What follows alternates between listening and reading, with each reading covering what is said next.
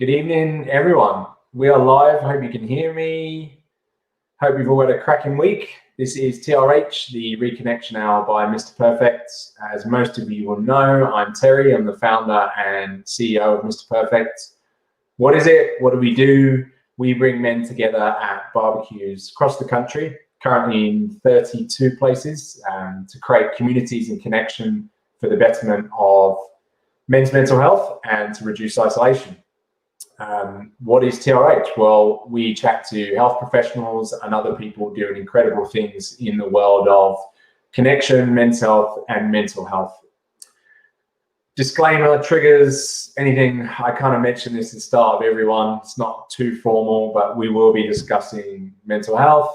It doesn't normally get too gory or anything, but just be aware we will be discussing things that may trigger, may not. Just be wary of it. My week, how's it been? Done a few webinars over the last week for Zurich, our main sponsor, which has been amazing. Bit nerve-wracking, but over Zoom it seems to be a lot easier for me. They went down really well and had a lot of excellent questions from people. Really honest human questions, I guess, which is difficult to get in kind of a corporate environment, but it was really good. Got another podcast scheduled for tomorrow and a webinar that I'm on as well. So I'm needing a lot of energy the last week or so. Hiring some volunteers to help me as well with the charity because it's just going like this. And yeah, I need to practice what I preach and look after myself. And in the day job, I've been working on a lot of exclusive stuff at the moment that we have running in our business on contracts that actually means I talk to psychiatrists a fair bit, as it happens. Plus I saw one for a year as well, personally. So the common theme, I guess, that I feel in or around psychiatry and guys I speak to, even people that I thought maybe educated around it, is they kind of, don't really understand the differences as much between other health professionals or other mental health professionals. And also they don't know what to expect. It seems this scary thing. So we're going to discuss that tonight, no doubt, as well. So without any further ado, I know we're a little bit late, but this week on TRH, we're going to talk to Jackie Rakov. So Jackie is a Melbourne-based clinical and forensic psychiatrist. She is passionate about delivering personalised and expert care to her patients. So she deals with a number of conditions and presentations, including depression, anxiety, OCD, bipolar, schizophrenia, trauma, substance use, and personality disorder. And her further interests include developmental trauma, chronic illness, interpersonal conflict, and psychotherapy. So welcome to Jackie. How are you? Hi, Terry. Thank you. Thanks for having me. I'm good. How are you? Very well. Very good. Apologies about last time. I had to cancel at the very last minute due to my little boy going to hospital, but we're all good now. So I'm glad to get you on. You were referred to me by a good friend of mine. It's someone I had to have on. So I'm very glad we got there. Thank you. And I understand I've got a bit of pressure as your first female guest. You are. And I was about to mention it. I thought, no, I won't put that pressure on. But yes, you are, which is incredible. And so I'm looking forward to it. It's great. I think we were just chatting before. The conception as a men's, charity or whatever we do in men's health, the preconception is that it's all about men. But I said around 70% of the people that reach out to me and comment on our stuff and engage on Facebook and everything are female. And all they want is the best for their men, despite what sometimes maybe the media likes to portray it, I think. But so look, I'd love to know, and I'm sure our audience would, a little bit about you, your background, as much as you like, growing up, whatever it is that led you into psychiatry. Sure, thanks. So as Terry mentioned, I am a both clinical and forensic psychiatrist. So I trained in Melbourne. That involves doing basic general training and then going on to forensic. I actually started off training to be an intensive care physician and anaesthetist, but realised pretty quickly that the anaesthetics part of that was quite boring, and I liked a story. So I took a year off medicine, moved to New York, studied creative writing, and was like, yeah, I love a story. I like a human narrative. And I really enjoyed psychiatry during medical school, but it didn't feel like it was hard. It just was enjoyable. And I think there's a bit of that pressure in medicine that you've got to do something really challenging. So I jumped ship a bit later than a couple of other colleagues, but eventually, finished training and went through. I guess, the human narrative is still what interests me most, and psychiatry has both a bit of a shameful history, but a really fascinating one as well, with its development and advancement and where it's come with human connection and, I guess, a better mental health. So, yeah, I just sort of by chance, I didn't curate it this way, but through my training, I had a lot of particularly exclusively male patients. So at one stage, I spent 6 months as an HIV liaison psychiatrist with predominantly male patients. Then through forensic training, being placed in the prison system as well as the community correctional system, a lot of the patients or people presenting tended to be men. So I was placed at men's prisons around Victoria and the Secure Forensic Hospital, which has majority male patients as well. So totally by chance. It's not because men are particularly overrepresented in mental illness or mental health, but in my training, they probably were. So while I don't have the advantage of being a man, I certainly have worked with many and been privileged to hear their stories. Of course. And the thing I thought just then was the forensic aspect, because forensic is a word that evokes different meanings to people. For people who have watched, CSI and all that sorts of things like that. Forensic for me, when I first heard it in the psychiatry world, I was like, what does that even mean? Or how does that relate to, so what does that actually mean in the psychiatry world? Sure. Well, the most common question I would get is, well, why do dead people need a psychiatrist? Because they think about the lab and the morgue and the crime scene. Yes. It's actually, it's two things. Firstly, it's just general psychiatry that is delivered in the prison system. I think particularly since deinstitutionalisation, unfortunately, prisons have become the largest mental health care providers in the country. And so we plant psychiatrists in prisons just to be psychiatrists for people who happen to be in prison. So it's not, particularly different. Maybe some of the resources are, but, the illnesses you see and the presentations aren't. And then there's the sort of the intersection between psychiatry and the law within the criminal justice system. So we would assess people to determine whether they're fit to stand trial, whether they have a mental impairment defence available to them, and if, their illness impacts in any way on their offending as well as potential custody or whatever disposition the bench decides. So, a lot of assessment work, pretty much. Amazing. And your, I guess then, well, the question I was going to ask was something different originally, but how do you feel you connect then with psychiatry to men? Because I guess my personal experience was when I was going through struggle and I first went to my GP properly at 29, 30 and he said, how long have you felt like this? And I went, I don't remember a time I didn't feel like this. And I could see him sit back and go, shit, this is serious. You can tell normally he's quite cheery. And then he said, well, I've got this, psychiatrist, really good ones I should, refer you to.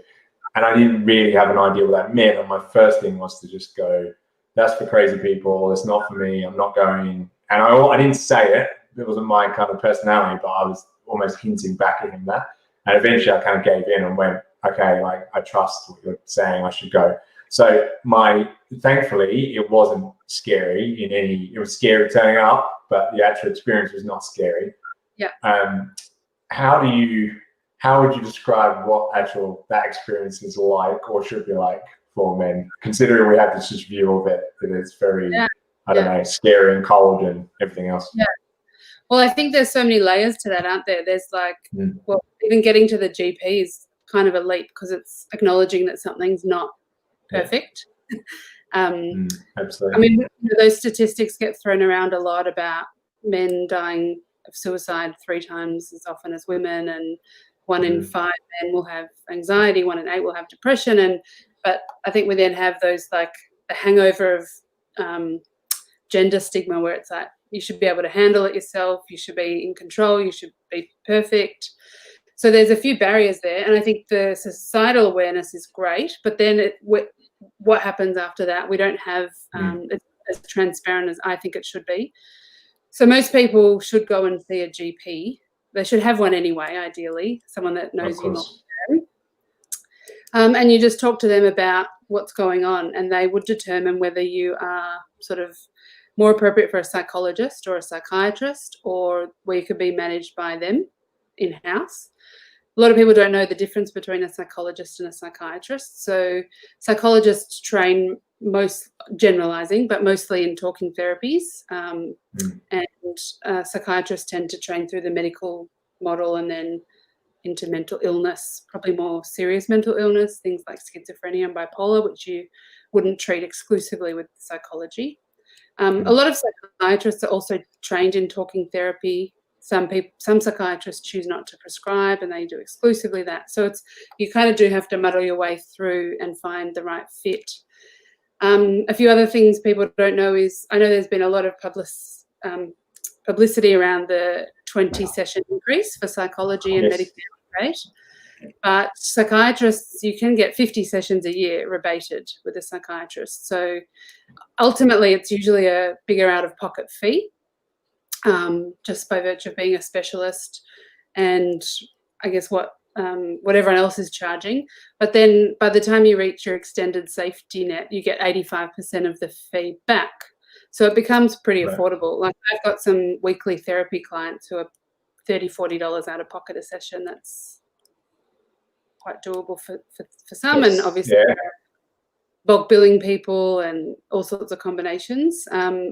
With the mental health care plan, I think some people, you have to go back and get reassessed to qualify for the extra sessions. So that can be, some people don't know about that. So it's really important just to chat to your GP, because they'll have a clue about which direction to go. You definitely don't need to be crazy to see a psychiatrist, and you definitely don't need to be on medication. But a lot of the evidence we know for treatment is a combination of medication and talking therapy. So I personally don't feel comfortable by just giving someone a tablet and saying, see you in 4 months. But look, everyone has their own practice, and I think that's why you have to find the right fit.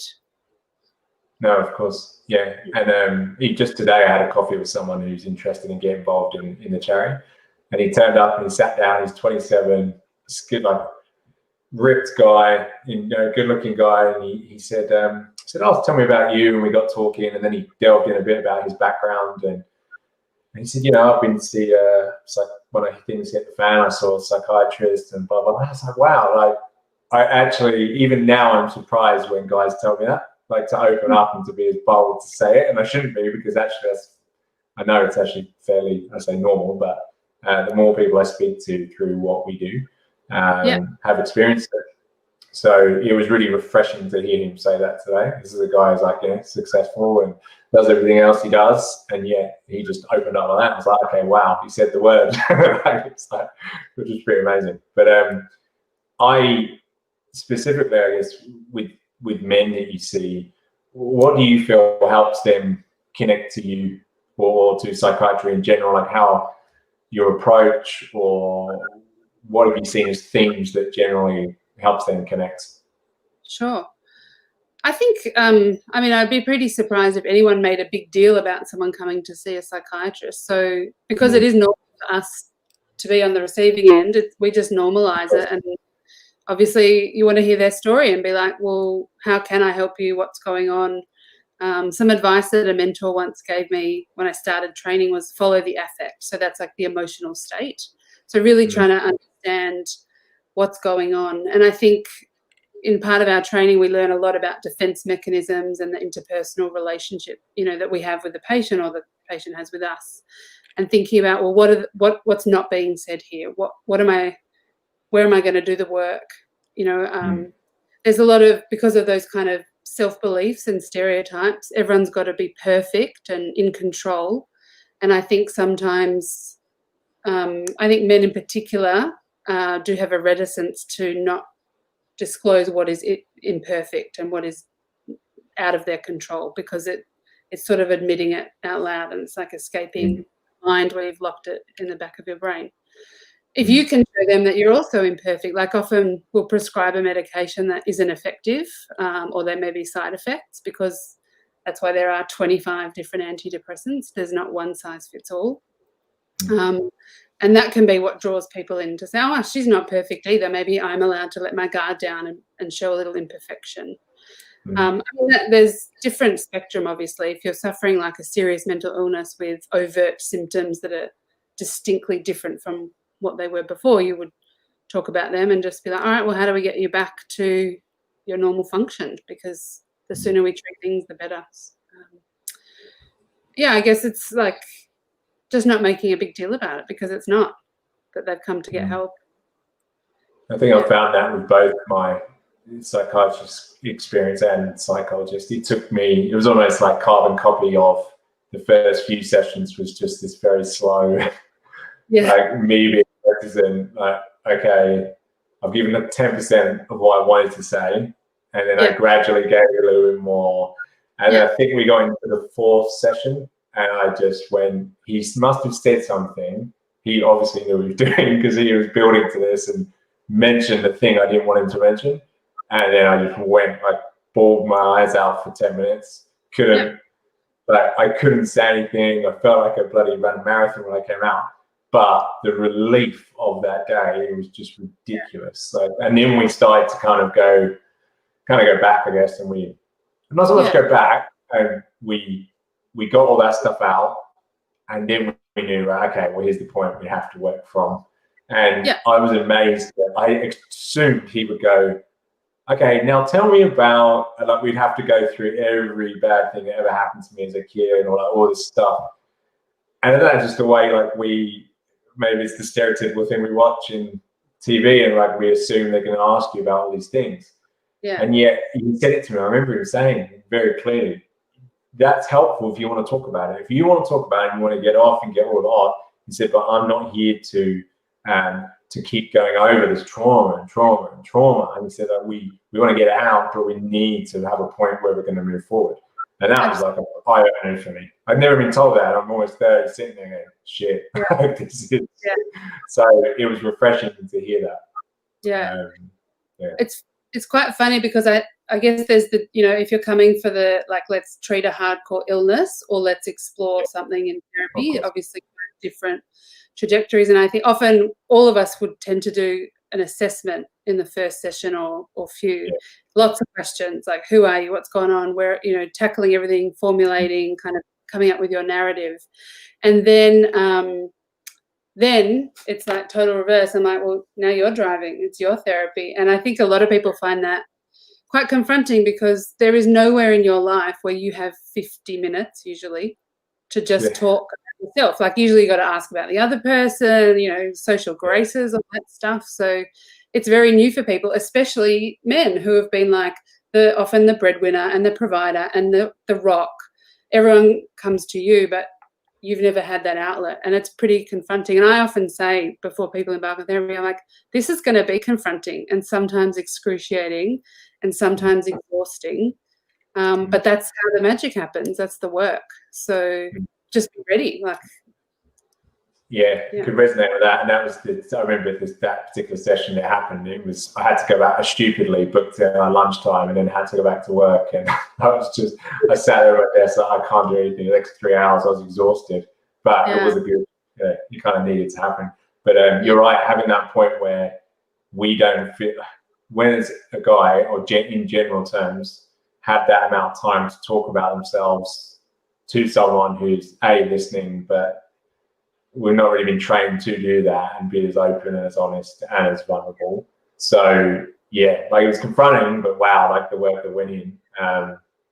But the other question I was going to ask you was, what's your kind of average experience with how long someone might see you for? I mean, obviously different, maybe serious mental illness, I wouldn't know kind of the parameters around that. Maybe it's ongoing forever, but if it was someone who was coming to you to be treated, in generalized terms, or is it just case by case? Can be 1, can be 50, or Yes, it can absolutely be 50. It can be.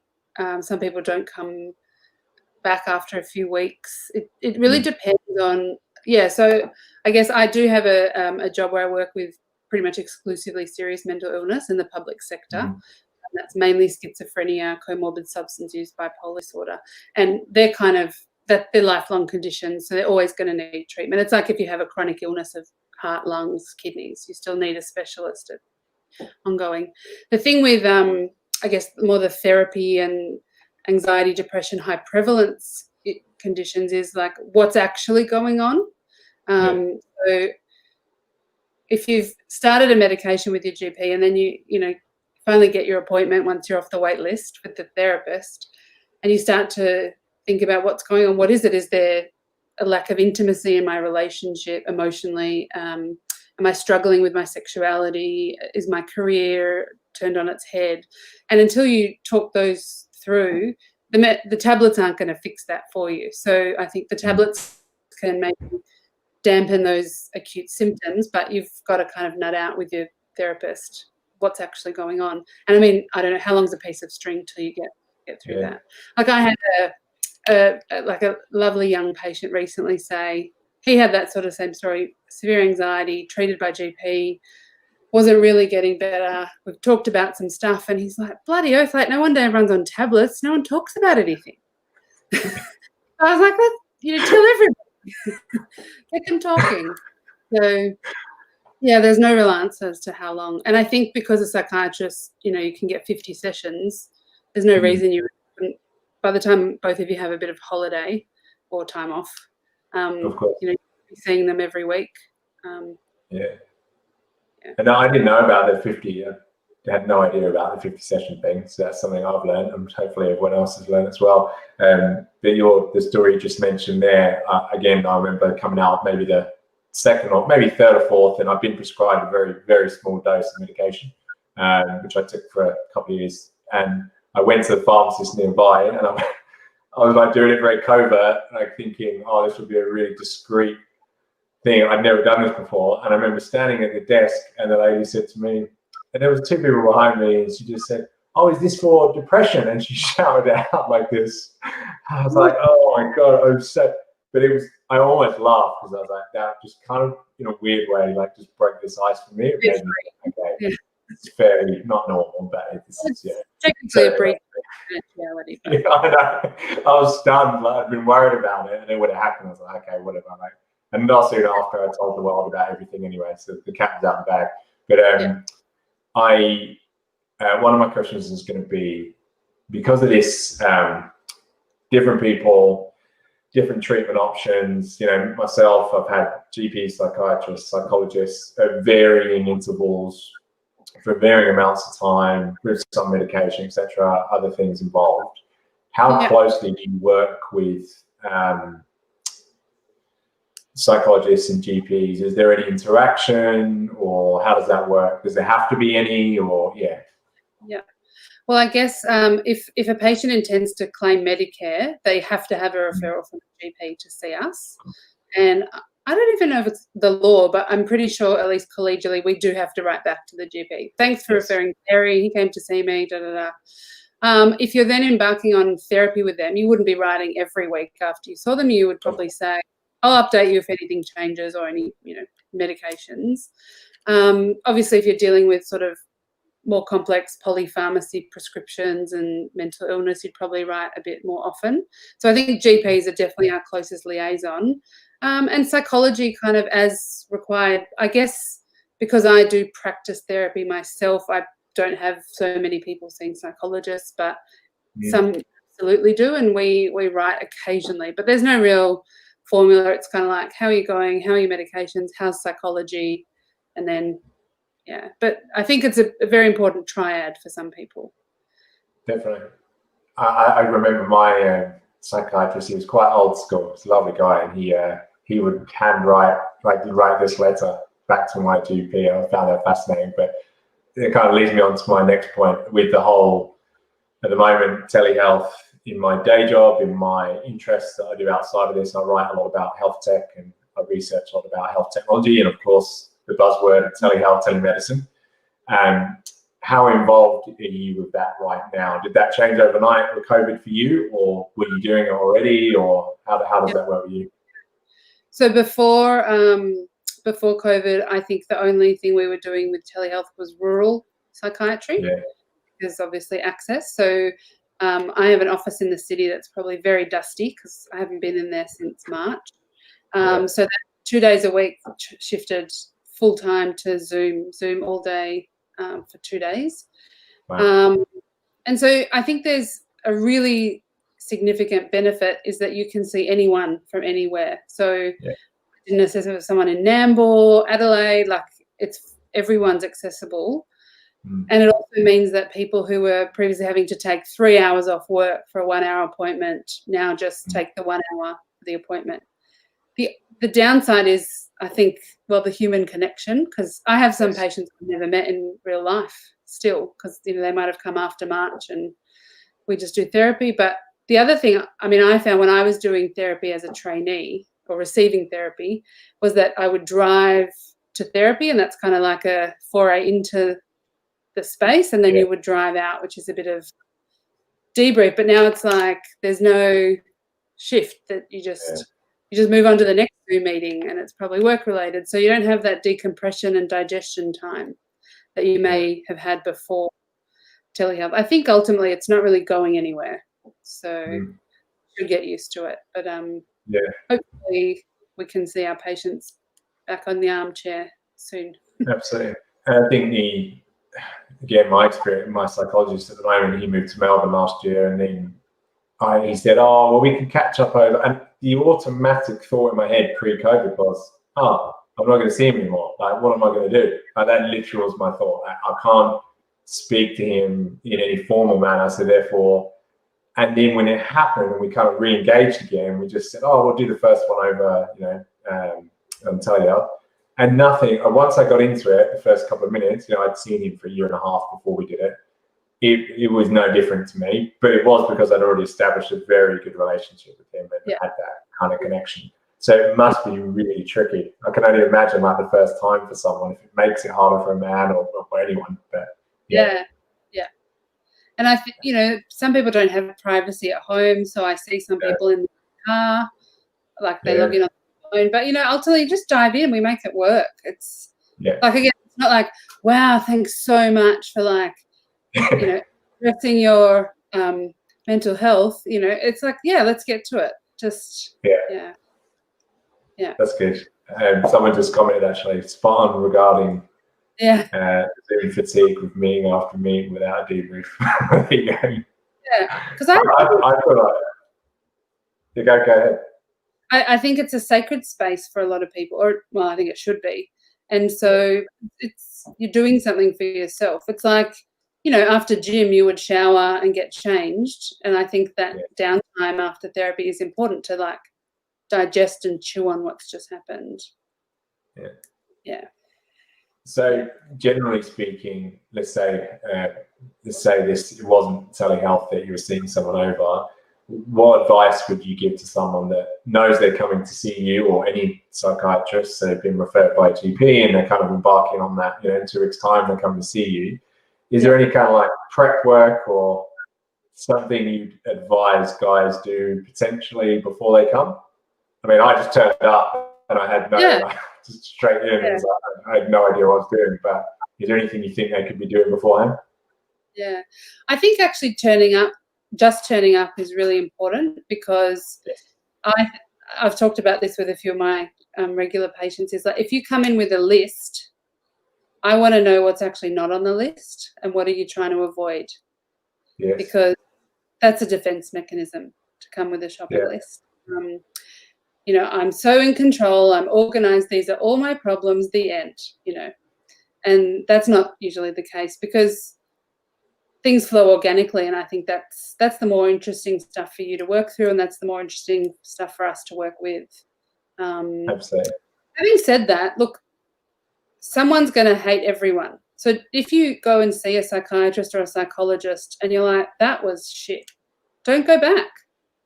They're not the only one out there. You need to find a good fit. That's allegedly 30% of recovery is your therapeutic alliance. And you can't like everybody. It's impossible.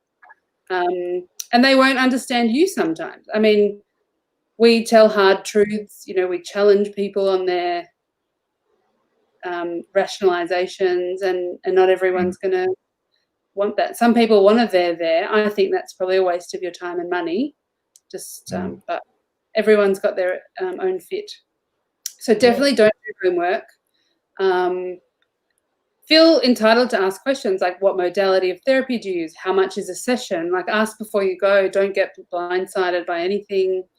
At the end of the session, ask what is recommended for you. Like, do you think I should do weekly, or what's the check-in? Because you're an adult with agency. You should be deciding what's going on in your mental health as well. If it's not offered to you, I think The fun is when you start saying, I'll say, go ahead.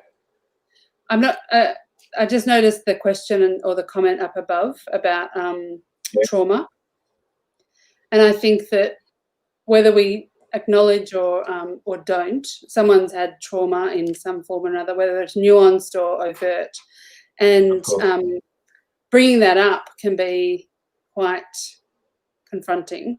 And I think the viewer mentioned that even things they tried to forget or not.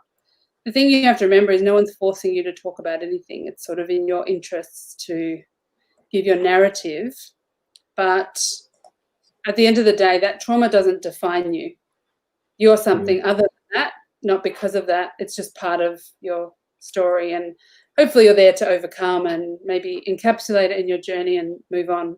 I kind of think of it as like, those snakes that can swallow a whole rat or something. It's like their body. So you just think like the trauma's in there, but it's like down the gullet and we're moving on, moving forward. There might be symptoms of it we have to work on, or ways you interact with the people in your life because of it. That's what we target, not like going on and on about that thing that happened to you once upon a time. Of course. And I had that exact experience. I kind of thought that would be, a particular thing would be delved into forever. And it just, we dealt with it and we moved on. But the thing I was sort of almost half laughing about, as you said, about the list, because that was exactly what I did. I got a Google document, and I said, I'm going to write down, like, this was pre my health record or anything, and I probably didn't even acknowledge that was being recorded. So I just went, okay, I'm going to write this list. And I've done this since I was 17, 18. If I couldn't say it, and I could never verbalize things very well back then anyway, I'd just write it down and it would end up this long thing. So I went with literally my mental health history and like my physical history separate. And I remember giving it to him, and the reaction was just like, oh, wow. And they said to me, both the psychiatrist and the psychologist did the same. They said, I didn't want to read it, and these are the reasons why. And they kind of explained to me, which is brilliant. Yeah. But then one of them said, well, actually, I did go back and read it because I was just so intrigued as to how like your thought process went about this. And guess what? What you just said, everything I wrote, the thing I didn't want, like the thing I was avoiding, it wasn't on there. Like it was, and they pulled me up on it, maybe, I don't know, 3 or 4 sessions in. Yeah. And I went, wasn't it? And I thought, oh yeah, like sprung. I was like, that was exactly the same. That's almost, same experience. Right? Yeah, I think it's pretty common with men. I think, again, it's that gender stereotype where like it's okay to be emotional as a woman. So you come in and start crying. Men would like a plan and a solution because you want to fix everything.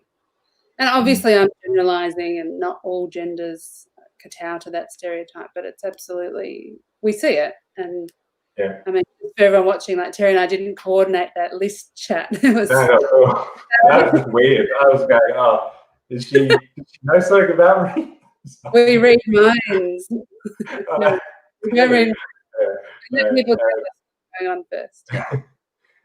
Benjamin has a question here. I think it's a question. Any ideas on how to move acute psychiatry from the medical model to trauma-related therapy? I have no idea what he's asking, but hopefully you do. I guess I'll answer, but if I'm getting it wrong, Ben, please shoot another question out. I think he means acute psychiatry. So in hospitals and the emergency department is what we call acute psychiatry. So wards, inpatient wards, where I guess people are maybe struggling or not able to be safe at home. there's an acute illness there, an acute sense of distress.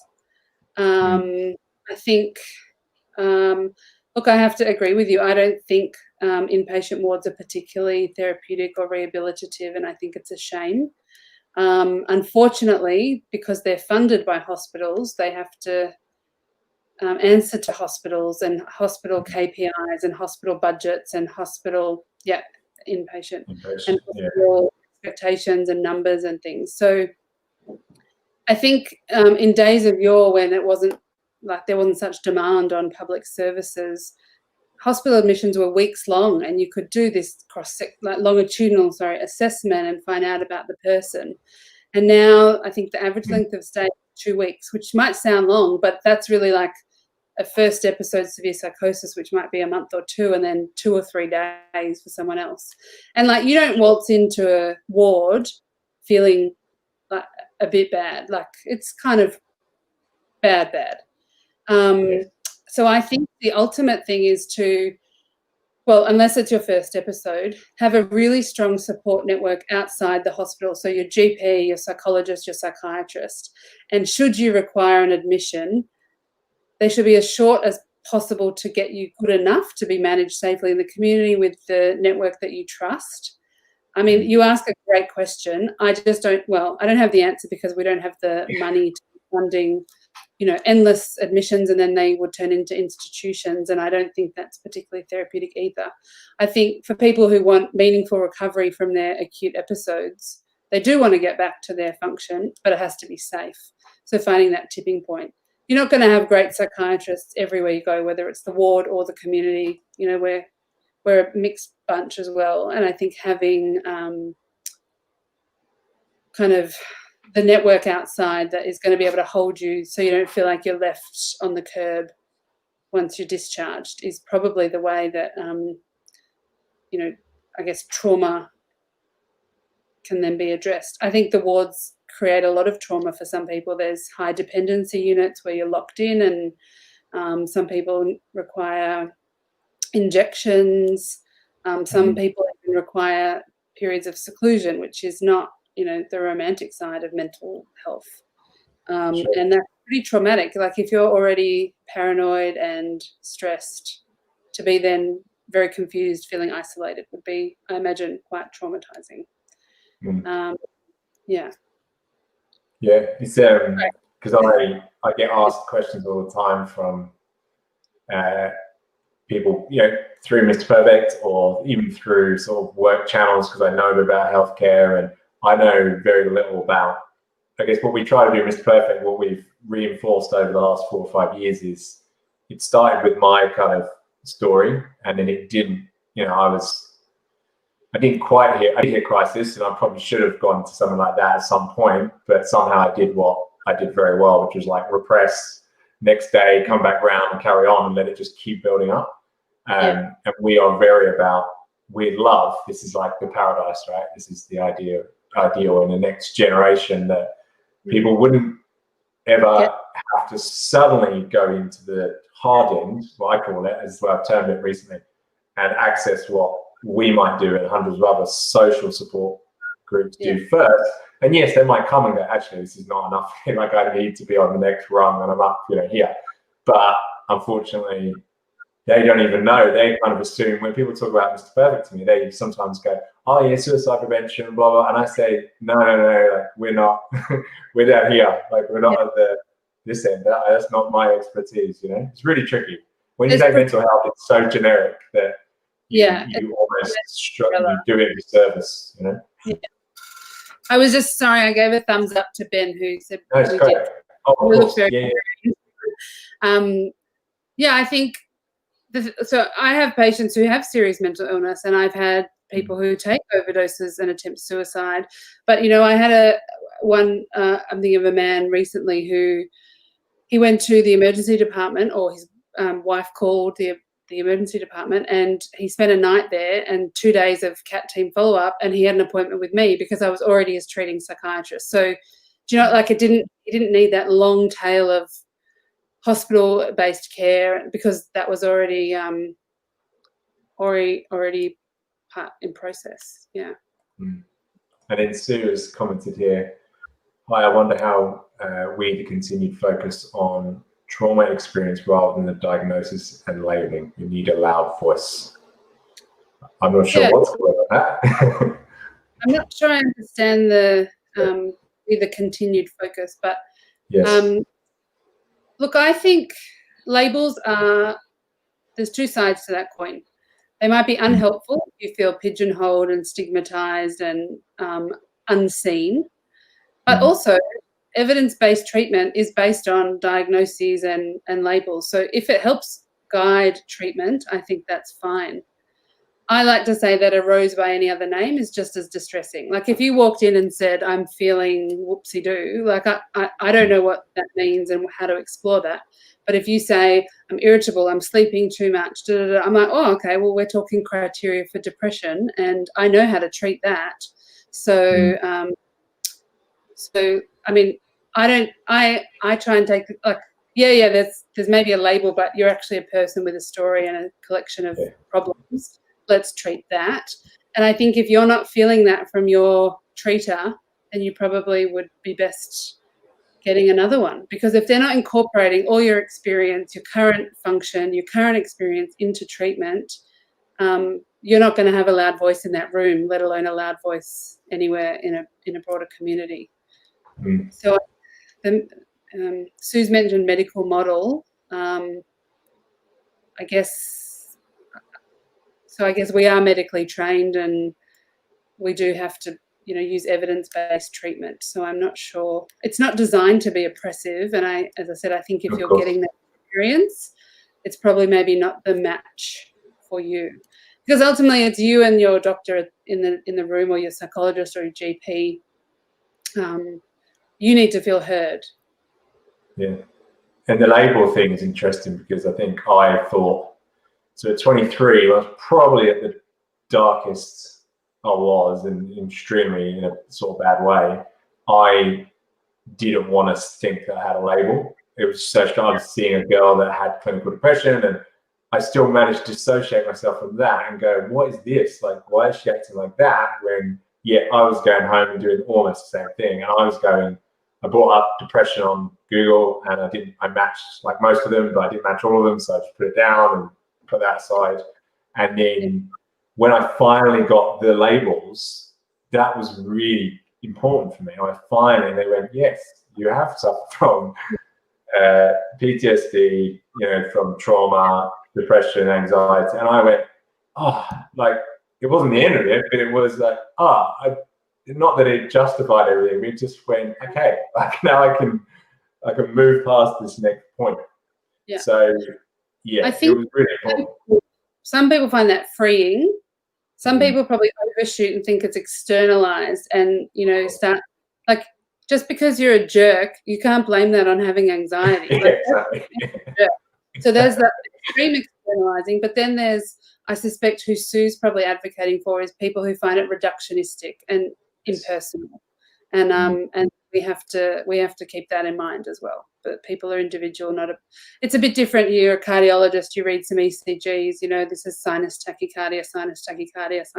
It's not that, maybe different, but this is a different profession. And I think, we definitely have to consider that we're not the same as other medical specialties.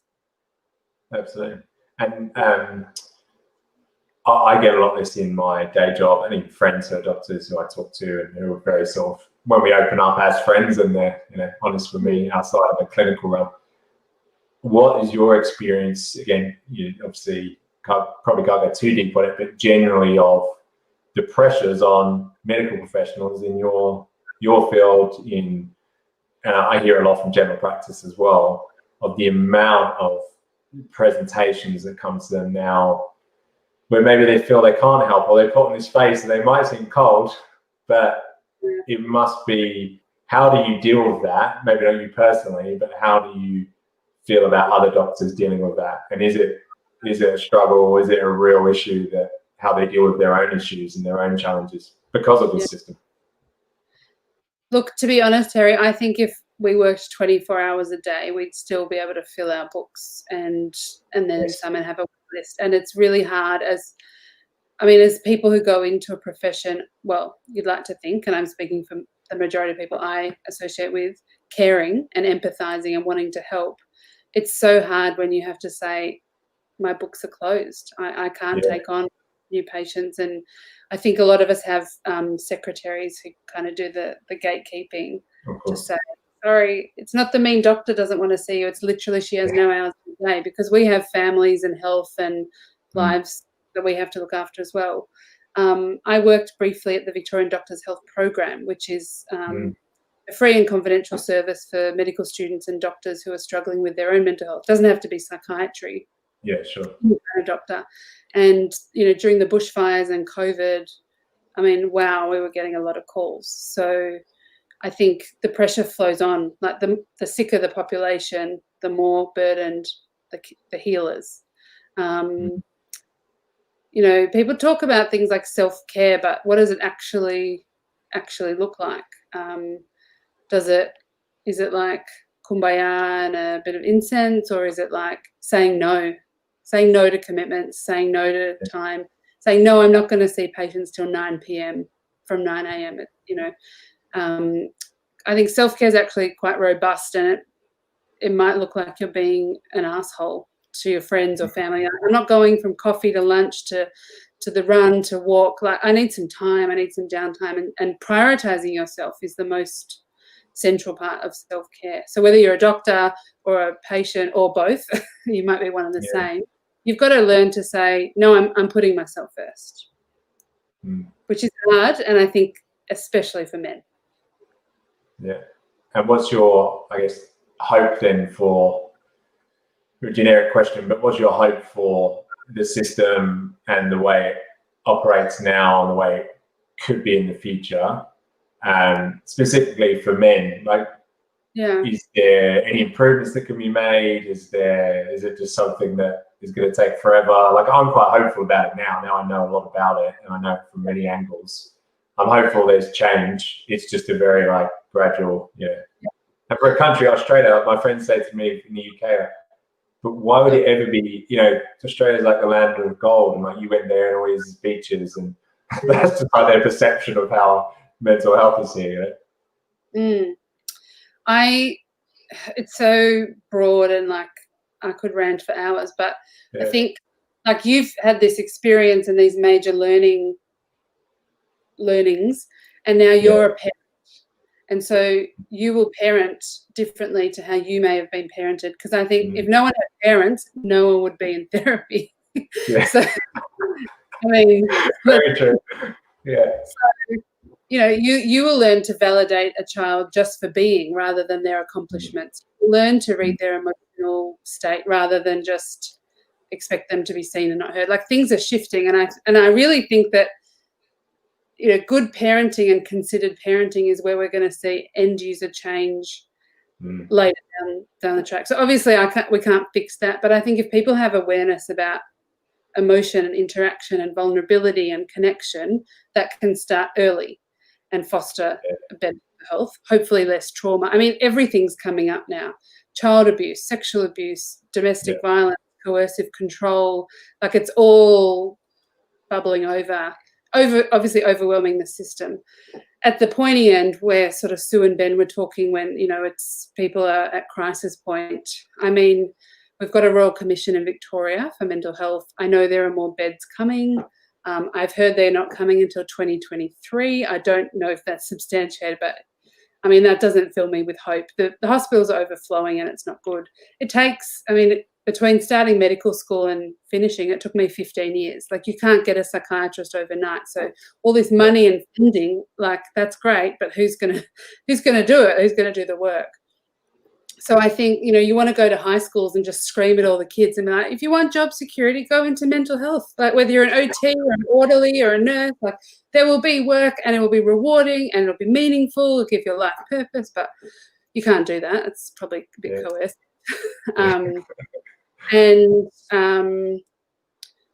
I guess education, people staying care, professionals staying abreast of evidence-based care, and continuing their own learning and practice.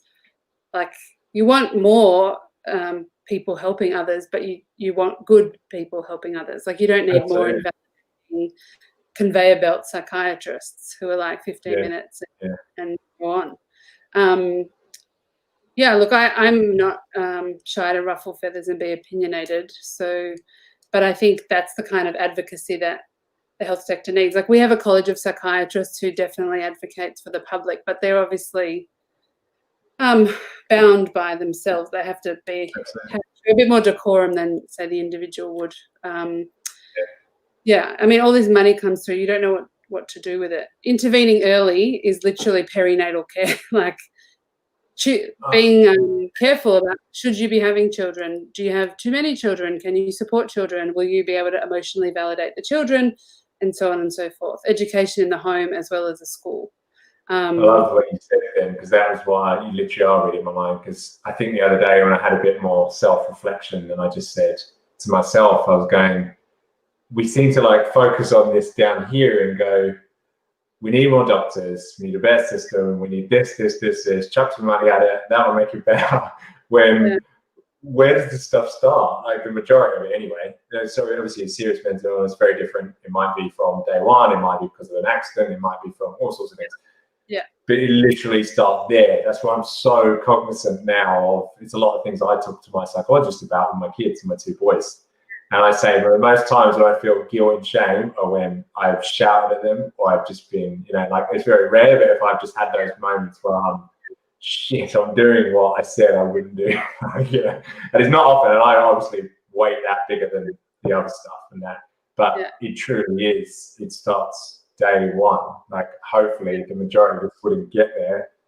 Yeah. If there was education and support for young dads and mums at that stage, maybe that's money better spent. I don't know the answers, but that's well, and and maybe not becoming mums and dads. I'm not trying to suggest that we control that, but being educated about what a child needs and what you can provide as an individual. I think, unfortunately, at both extremes of the socioeconomic spectrum, there's an absenteeism, whether it's emotional or physical. Like, you've got CEOs that are absent and just love with money. That's going to create some kind of trauma in a child. And then you've got people who probably can't afford to eat and housing, and then having kids who end up in child protection. Like, I do a lot of work for child protection. I mean, how did you get to 7 babies? Like, why didn't anyone help you? Like, educate you about either contraception or whatever. Like, where the system lets them down in turn. And I mean, that's got a whole cascade effect later in life. 8 kids with disrupted attachment. So yeah, absolutely. And there's a couple of comments here while we're about self-care. 100%. It's a lot I've learned about recently on that. And again, I don't know, many people told me this years ago, but it's only now I'm really willing to listen. And I my wife says that, she goes, I tell you these things all the time, but it takes you like 3 years to let it settle, and then you say, yeah, this is what you should do. But you mentioned about the 30% thing. I forgot to mention this earlier, about the actual stats or the data that says 30% is like the clinical therapy for recovery, like the 30%. That's the way. Again, I've never read that anywhere ever. And only recently, when I've been talking to people about this, I said I used to think 90% of like what I dealt with was I had to be my GP, my psychiatrist, psychologist, medication. And I now think it's around 30%. So I'm glad that was validated. I said there's all the other stuff as well, like the self-care, literally taking care of myself, making sure I'm exercising, making sure I'm talking, making sure I'm keeping in touch with people, like all of that, diet. That's a whole heap of other stuff that we just assume we can get fixed by going to it. So but anyway, that was my rant there. And like Sue said, that we need to normalize this lovely conversation. So I've loved it as well. Go for it. The next comment of Sue's as well, the answer is what's happened to me, not is wrong with me. I think there's probably a lot of stigma, like, what did you do to end up with this illness? And the answer is nothing. Exactly. But you wouldn't ask yourself that if you had a brain tumor or, lupus. True. So I think that's, self-kindness is very hard to dig up if it hasn't been taught to you. That's honestly been the hardest thing.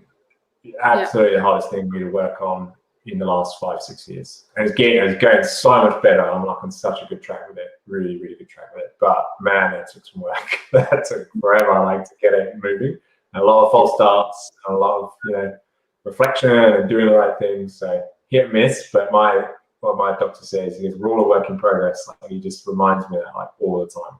He's like, try not to measure it too much, because like, what you think is the end goal, he says, you can't define that end goal, so why do you measure this, like, increase?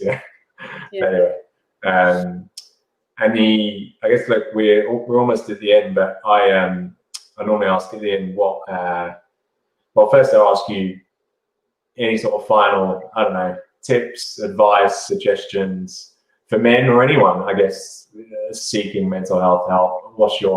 We might have already alluded to it. It might be self-care and kindness to self, but final bit of advice would be amazing. I think find someone that you feel connected to. It can start as a friend or a GP or not. And there was a comment. I know there's been a flood of comments, so it's easy to skip some. Scott made a good point. Scott made a good point about being stuck in a rut, and I think, like, COVID, if that hasn't been the biggest rut for Victorians, I don't know what is. And I think just ask yourself, like, is this commitment I've made, or is this thing I've agreed to do, or should what I'm anxious about? Ask yourself, is it important? This is like step one. Is it important? Usually not. And if it is, then you say, can I do anything about it? Like, if it's a work meeting or whatever, you probably can't. If you can do something about it, do something about it. See your GP or cancel the appointment or go to dinner or whatever. So don't have guilt about putting less on your plate, because the only expectations should be yours. So I love that advice. Yeah. And go for it. Go for it. 2 questions you ask yourself: is it important, and can I do something about it? No, I love it. I think that's something, again, another thing I've been working on massively. I used to say yes to absolutely everything and then get to just before it. And obviously, ironically, that would cause the anxiety in me, or it would things I just didn't want to do, and I was being too nice to be. And now I just value that time and that care and that health so much more that it's easy to say no. But again, that's a work in progress. Like, it just takes time to do it. Andy, I'll just read out this one, final one. Andy's just joined us as one of our barbecue hosts. Cool. He started with us in Perth, so he's absolute legend. Had a great chat with him the other day. Now that we're talking about things more, we're learning and adapting. Me time is very important, and also to make sure it's guilt-free. Love it. That's very nice comment. So what the final thing I normally ask is, how can the audience, I guess, sort of know more, follow you, or find out more about you if you want them to? If you're, like, get people reaching out. Is there anything you would, I guess, guide them to, whether it be a website or a resource, or about you, or about anything that you'd like to leave them with? Feel free to do so. I mean, I have a website. Our books are closed at the moment, probably until the end of the year.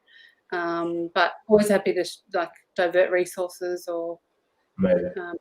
I think just connect to people. I mean, it doesn't have to be a psychiatrist. Just stay connected. I think it was Freud, all we have is human connection. The people in your life, the people at the barbecues, or whatever happens in Victoria. I'm not sure.